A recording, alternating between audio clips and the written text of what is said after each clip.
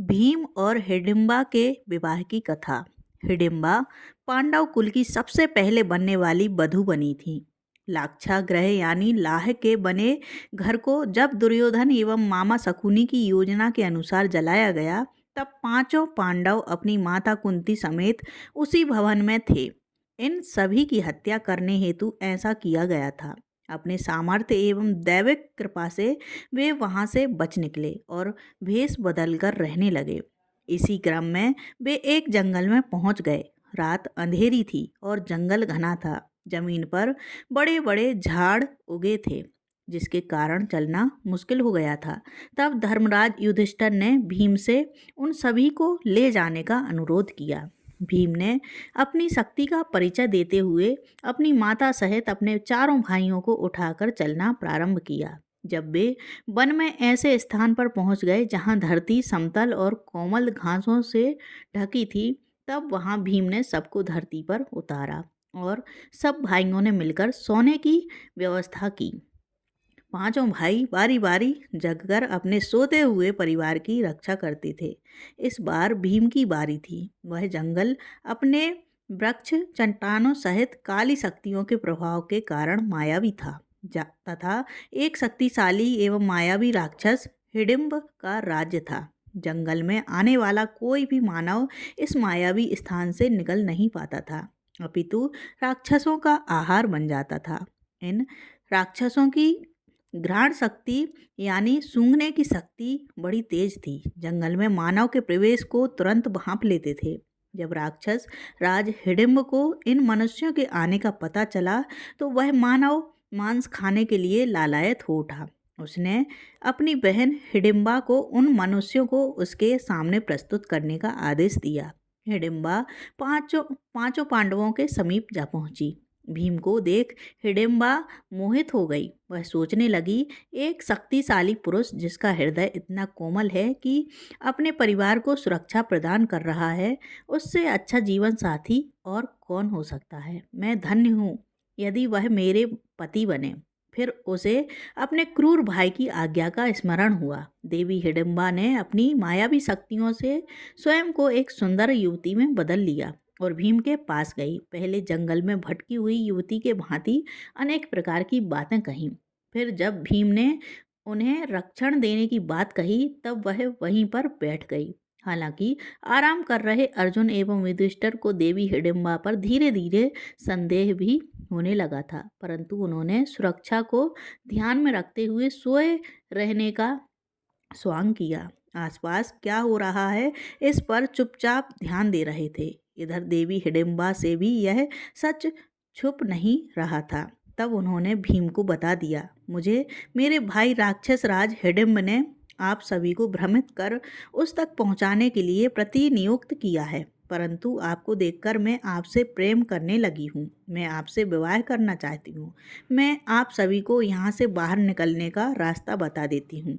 मेरा भाई हिडिंब बहुत ही पराक्रमी, मायावी और क्रूर है। उसके आने से पहले आप लोग सुरक्षित स्थान पर चलिए। भीम ने उत्तर देते हुए कहा, देवी, मैं आपको नहीं जानता, परंतु आपको इतना बता दूं कि हम पांचों भाई क्षमता में किसी से कम नहीं हैं।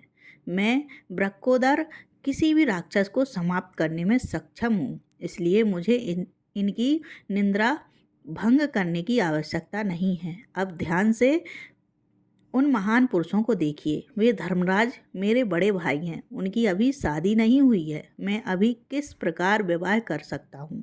चर्चा चल ही रही थी कि राक्षस राज हिडिंब वहाँ पहुँच गया।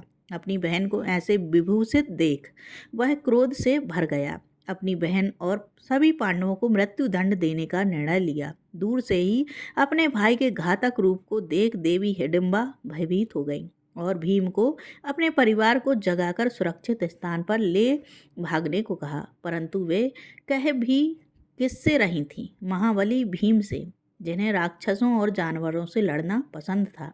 भीम ने हिडिंबा से कहा, यह याचना अनुचित है। मैं पीठ दिखाकर भागने वालों में से नहीं, ना ही ऐसे राक्षस की उद्दंडता के लिए अपने परिवार की निद्रा भंग करूंगा। युधिष्ठिर एवं अर्जुन सतर्क हो सब सुन रहे थे, परंतु सोए मनुष्य के भांति स्थिर थे। भीम ने क्षण भर में हिडिंब को पकड़कर घसीटते हुए दूर स्थान पर ले गए। यह देख युधिष्ठिर एवं अर्जुन उठने का स्वांग करने लगे। उन्हें जागता देख हिडिंबा ने विनम्रता से पांडवों को सब बताया। बाकी सब हिडिंबा की बात सुन रहे थे, परंतु युधिष्ठिर एवं अर्जुन का पूरा ध्यान भीम पर था। अर्जुन ने भीम से चिल्लाकर कहा, भ्राता भीम, इस राक्षस का वध अति शीघ्र कीजिए। यह सुन भीम ने घातक प्रहार से हिडिंब की पीठ के टुकड़े टुकड़े कर दिए। हिडिंब का वध होते ही सारे राक्षस भीम के सामने घुटने टेक बैठ गए और उन्हें अपना राजा मान लिया। तभी भीम ने कहा, मैं तुम्हारा राजा कैसे हो सकता हूँ? तुम राक्षस हो और मैं मनुष्य हूँ। तब उनके मंत्री ने कहा, हे राजन, हमारे यहाँ परंपरा है कि जो हमारे राजा को मारता है वही अगला राजा बनता है। एक शक्तिशाली राजा ही अपनी प्रजा को सुरक्षा प्रदान कर सकता है। और प्रभु, आप तो राक्षस राज हिडिंब से भी अत्यधिक शक्तिशाली हैं। यह सुनकर भीम ने कहा, परंतु आपका राजा नहीं बन सकता। तब फिर से हाथ जोड़कर उनके मंत्री ने कहा, राजन, ऐसा ना कहें, बिना राजा के प्रजा अनाथ हो जाती है, जंगल राज हो जाता है। इन सब बातों को सुनकर धर्मराज युधिष्ठिर ने विचार करने हेतु समय मांगा। तभी वहां देवी हिडिंबा आकर पांडु पुत्र भीम से कहती हैं, हे राजन, कृपया कर मेरे प्रेम को स्वीकार करें, मुझे अपनी पत्नी बनने का सौभाग्य दें। इस पर भीम ने कहा, ऐसा कैसे हो सकता है? तुम राक्षस कुल की हो, मैं मनुष्य हूँ। मेरे समाज में क्या तुम्हें वांछित स्थान मिल पाएगा? तब देवी हिडिंबा ने कहा, मुझे आपके समाज की स्वीकृति की इच्छा नहीं है, अपितु आपकी स्वीकृति की इच्छा है। आप यहाँ का राजा बन मुझसे विवाह कर 1 वर्ष तक मेरे साथ रहें। जब मुझे पुत्र रत्न की प्राप्ति हो जाएगी, आप यहाँ से प्रस्थान कर सकते हैं। हम मायावी जाति हैं। मेरा पुत्र जन्म के कुछ समय बाद ही युवावस्था को प्राप्त हो जाएगा, तब आप यहाँ से प्रस्थान कर सकते हैं। मैं आपको नहीं रोकूंगी। मेरे पुत्र के रूप में इस कबीले को उसका राजा मिल जाएगा। फिर रोते हुए माता कुंती के चरणों में गिरकर कहा, माता, एक स्त्री के प्रेम की पीड़ा तो आप ही समझ सकती हैं। मुझे अपनी पुत्र वधू स्वीकार कर लीजिए माता। 1 ही वर्ष की तो बात है, मेरा भी कल्याण हो जाएगा और इस कबीले का भी। माता कुंती ने देवी हिडिंबा से कहा, हे पुत्री, तुम्हारी बातें तो धर्म संगत लग रही हैं, मुझे विचार करने का समय दो। फिर चर्चाओं के उपरांत माता कुंती सहित सभी पांडव इस बात पर सहमत हो गए कि इस प्रकार प्रजा को अनाथ करके जाना धर्म संगत नहीं है। फिर भीम ने कबीले का राजा होना स्वीकार किया, देवी हिडिंबा से विवाह किया और उनका एक पुत्र हुआ, महाबली घटोत्कच।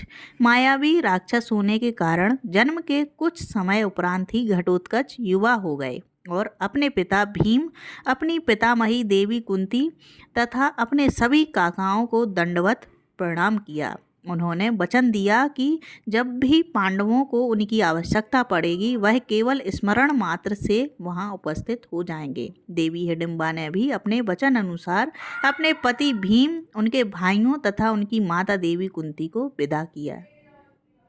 तो दोस्तों, आपको ये कथा कैसी लगी कृपया कमेंट करके ज़रूर बताएं। वीडियो पसंद आया हो तो लाइक करें और चैनल को सब्सक्राइब करना ना भूलें। धन्यवाद। जय श्री कृष्ण।